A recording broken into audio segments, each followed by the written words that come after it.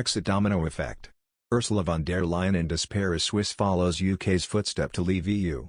Brexit Britain's success is strengthening the position of European countries outside of the EU against Brussels' demands, sparking calls for more member states to leave the bloc.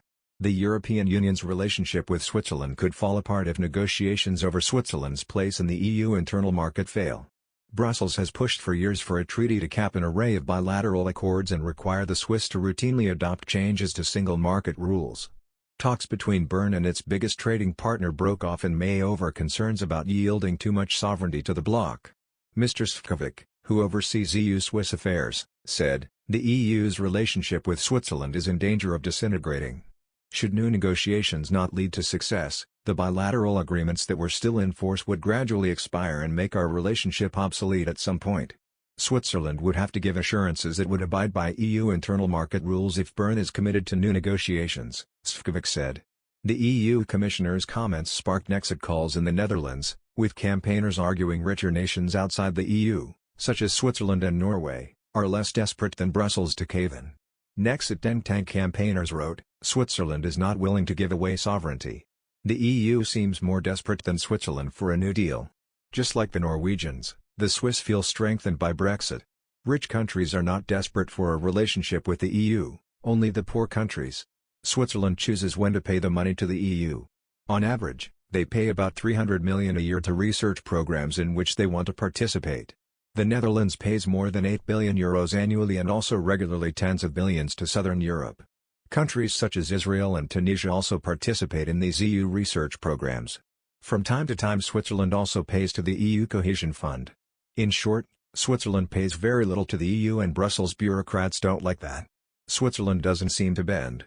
The European Union wants Switzerland to agree to a dynamic alignment of its laws with EU law, a level playing field, a mechanism to settle disputes and regular contributions to EU funds for poor EU members."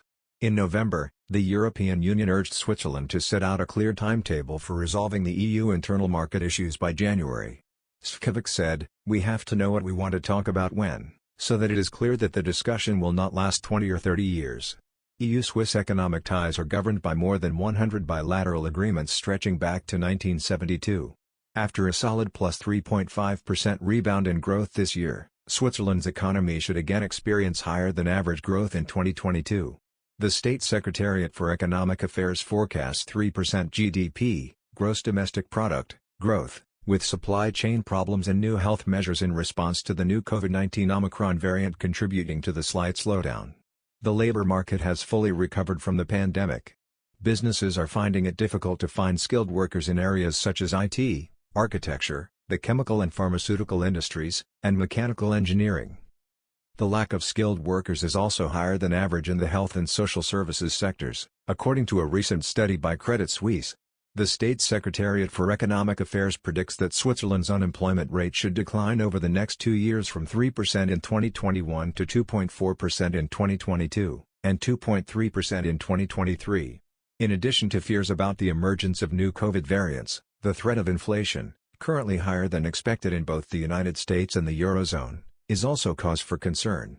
"I assume that inflation will subside on its own, even if the interest rates do not change," says Katrin Ossenmacher, who is head of monetary policy strategy at the European Central Bank and used to work at the Swiss National Bank. In the U.S., the signs nonetheless indicate a rise in interest rates. Chair of the U.S. Federal Reserve Jerome Powell is seen as a proponent of tight monetary policy, leading experts to question how long the U.S. Central Bank will remain a spectator before tightening, if necessary, monetary policy. Higher interest rates would also put pressure on the Swiss National Bank to raise rates, a move that would lead to a further strengthening of the Swiss franc. In such a scenario, parity between the Swiss franc and the euro could become a reality. Between the Swiss franc and